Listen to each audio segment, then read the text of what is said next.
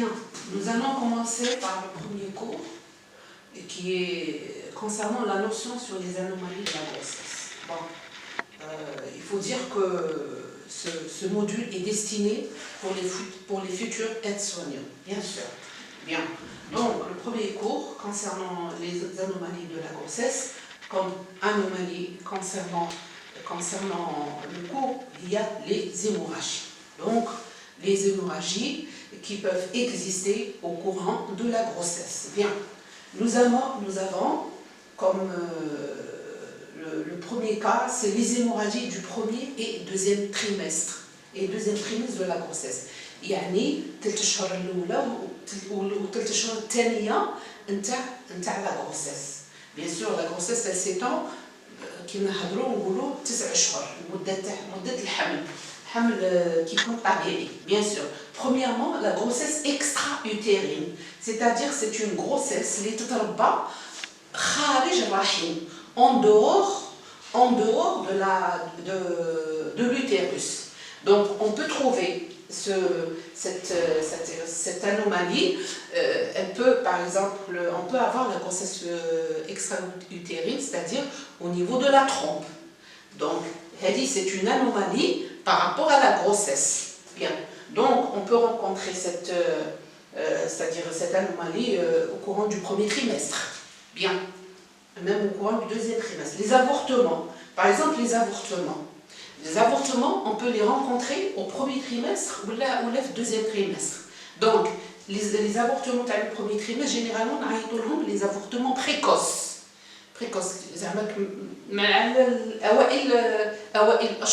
La grossesse. Ou les avortements, quand on rencontre, c'est-à-dire au deuxième trimestre, pardon, c'est le deuxième trimestre. Au deuxième trimestre, donc, ce sont des avortements tardifs.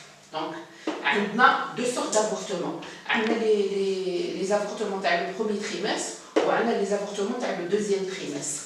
Et enfin, nous avons la grossesse molaire.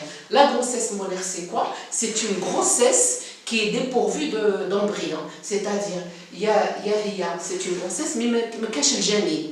Absence d'embryon. Donc, quand on rencontre les hémorragies, premièrement, le saignement il est minime, il n'est pas très important. Par exemple, le premier trimestre là, mais il peut être important, par exemple, au courant du troisième ou le quatrième mois de la grossesse. Donc, où il يشكل لنا خطر بالنسبة la malade. Donc, c'est une urgence obstétricale qu'on doit prendre en charge. Concernant la grossesse extra-utérine, la conduite à tenir, le traitement, il est chirurgical. Qu'est-ce qu'on fait? L'ablation, si vous voulez, la grossesse qui est au niveau de la trompe. Ok? Bien sûr. Bon, avant, on faisait la salpingectomie. Avant, on faisait la salpingectomie.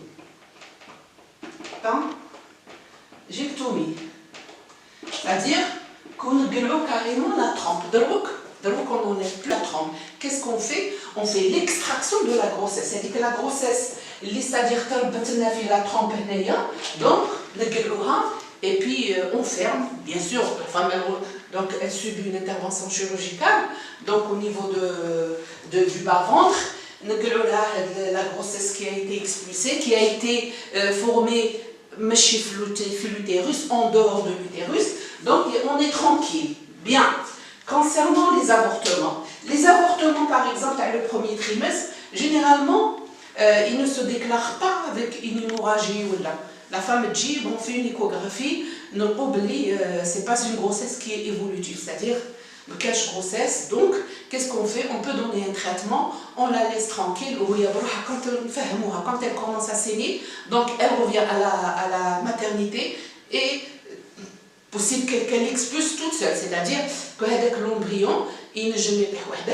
Sinon, dans le cas du deuxième trimestre là, un petit curtage, un curtage à la fin.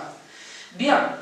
Pour la grossesse molaire, la grossesse molaire, on a dit que c'est une grossesse qui est dépourvue d'embryon. ما كانش كاين تروفوبلاست كاين تكوين حاجه تكونت au niveau de la grossesse, au niveau de l'utérus, mais ما فيهاش جنين. Donc c'est ce qu'on appelle la grossesse molaire. Donc la grossesse molaire, elle demande une prise en charge un peu sérieuse. Donc généralement on déroule le premier curetage, donc et puis on laisse la femme tranquille, c'est-à-dire tout un protocole de prise en charge. Bien.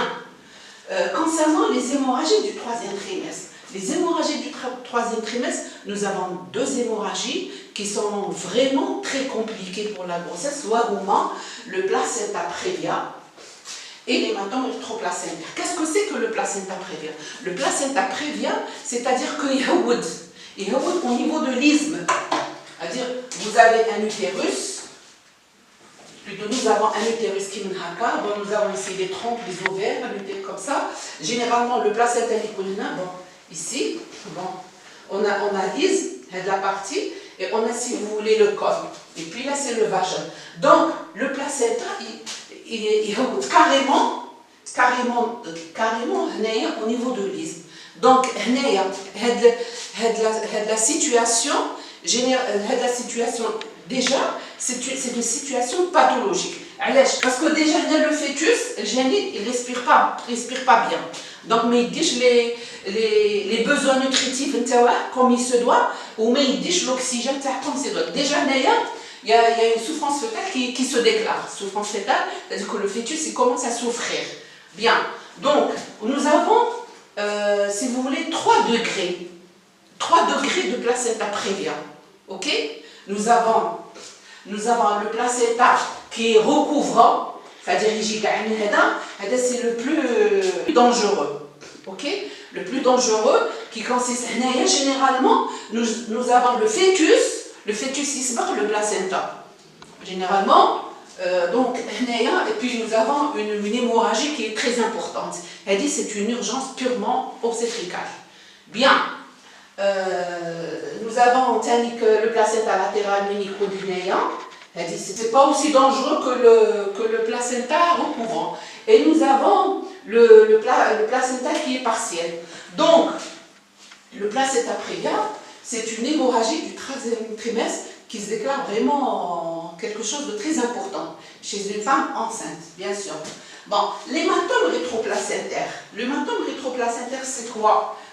L'hématome tannique, c'est une complication d'hémorragie dans le troisième trimestre. C'est-à-dire, nous avons carrément le placenta, nous avons le placenta nicolinae, il se détache carrément. Il si vous voulez, la face paternelle, si vous voulez, l'endomètre qui se trouve au niveau de l'utérus de la femme. Donc, et puis ça nous donne une hémorragie cataclysmique, c'est une hémorragie qui est très importante. La femme, elle peut faire c'est-à-dire elle peut faire une tachycardie, elle peut faire une complication, elle peut faire un choc, ok, avec cette hémorragie. Et puis, la plupart du temps, bien sûr, le bébé, une fois que le placenta se déplace, donc la souffrance fœtale qui se déclare, parce que le placenta n'est plus à sa place, et le fœtus, c'est-à-dire, il ne respire pas bien. Donc, c'est une complication, c'est une des complications du troisième trimestre. Généralement, quand ça se déclare, la femme m'a dit tout seul, donc généralement on a pour l'enfant qui passe, qui est décédé. Donc elle dit, c'est une urgence, c'est une urgence chirurgicale. On est obligé de faire une césarienne. Généralement, l'hématome rétroplacentaire, il s'accompagne avec une hypertension artérielle. La tension à la fin, ok, tu as un problème rénal, donc il y a la tension là. C'est ça qui fait, si vous voulez, le danger chez la femme. il y a un danger qui est vraiment, c'est-à-dire important chez la femme. La femme, elle peut mourir hein, si elle n'est pas prise en charge à temps. Par exemple, si la femme elle habite à 20 km là, ou elle ne se, c'est-à-dire c'est une grossesse qui n'est pas suivie ou là, correctement, donc la femme, on risque de perdre la femme, la maternité, elle risque de passer. Donc, Hedi, c'est une urgence par rapport à le tableau obstétrical ou la pathologique. Donc, le traitement, il est chirurgical. Qu'est-ce qu'on fait? On fait, quand on arrive à prendre en charge la femme, donc on fait, si vous voulez, une évacuation de l'utérus. On évacue l'utérus. Donc, la plupart du temps, on le fait quand il y a l'hémorragie et tout. Donc, c'est-à-dire le traitement, il est fait dans le but de sauvegarder la vie de la mère. Ok? Donc, c'est pour, si vous voulez, la plupart du temps, c'est pour sauver la vie de la mère. Donc, quand on fait l'évacuation utérine, généralement, tout rentre dans l'ordre. Déjà, la tension taha, elle se rétablit. Ok? Elle se rétablit, le fait qu'on vide l'utérus. Bon, parfois, on arrive à extraire un enfant vivant, parfois, on arrive à extraire un enfant qui est en train de souffrir, et parfois, malheureusement, on n'a pas le temps pour récupérer un enfant vivant, déjà un enfant qui est déjà passé. Ok? Donc, c'est-à-dire les hémorragies qui sont vraiment importantes, et qui sont vraiment redoutables, le troisième trimestre, chez une femme, surtout, je vous dis une chose, surtout chez les femmes qui ne font pas suivre leur grossesse. Donc, dire ce genre de problème. Bien, je vous remercie pour le premier cours.